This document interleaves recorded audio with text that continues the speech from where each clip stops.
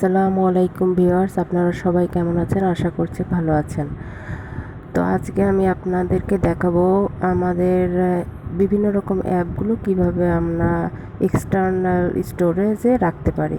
তো দেখেন, বড় বড় গেম বা এরকম বড় কিছু যেগুলো অনেক মেগাবাইট জায়গা দখল করে, সেগুলো দেখেন। এই যে ফ্রি ফায়ারের মতো গেম, যেটা 710 MB, এটা অনেক বড় একটা জায়গা। আমরা এক্ষেত্রে এক্সটার্নাল সোর্স স্টোরেজটা ব্যবহার করতে পারি। তো এটার জন্য কিছু সেটিং আছে। তো সেজন্য আমাদের প্রথমে সেটিং অপশনে যেতে হবে এবং তারপরে যেতে হবে অ্যাবাউট ফোন। তারপরে অ্যাবাউট ফোনে যাওয়ার পরে MIUI ভার্সন আছে, এখানে আপনাকে 5বার ক্লিক করতে হবে। ঠিক 5বার। দেখুন, আপনাকে নির্দেশনা দেওয়া হবে কতবার আপনি ক্লিক করছেন। তারপরে আপনি ডেভেলপার, এখানে ডেভেলপার হয়ে যাবেন, ডেভেলপার।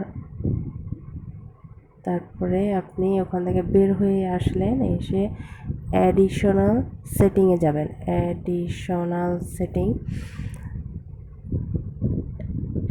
সেটিংয়ে গিয়ে আপনি এখানে স্ক্রল করলে ডেভেলপার অপশনটা আপনি পেয়ে যাবেন নিচেই। ডেভেলপার অপশনে আপনাকে যেতে হবে। তারপর আপনি ডেভেলপার অপশনে গিয়ে এই যে দেখুন, এখানে গিয়ে স্ক্রল করতে হবে। স্ক্রল ডাউন করে আপনাকে নিচে আসতে হবে। এই যে এখানে দেখুন, আমি আগে থেকে এটা অ্যালো করে রেখেছি। Force allow apps on external, force allow apps on external, অর্থাৎ এক্সটার্নাল সোর্সটা ব্যবহার করবে অ্যাপসগুলো। এটা আপনারা অ্যালো করে রাখবেন, ব্লু কালারের এটা করে রাখবেন। তাহলে আপনি এরপরে আপনি মোবাইলটা অবশ্যই বন্ধ করে অন করে নেবেন।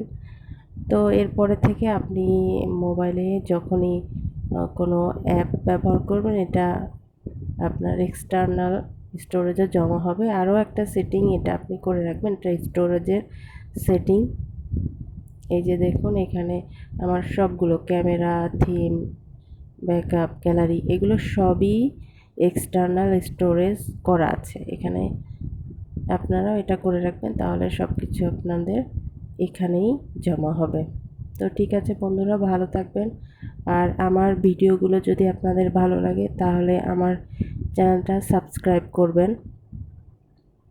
তো আজকে এ পর্যন্ত, পরবর্তীতে অন্য নতুন কোনো ভিডিও নিয়ে আবার আপনাদের মাঝে আসবো।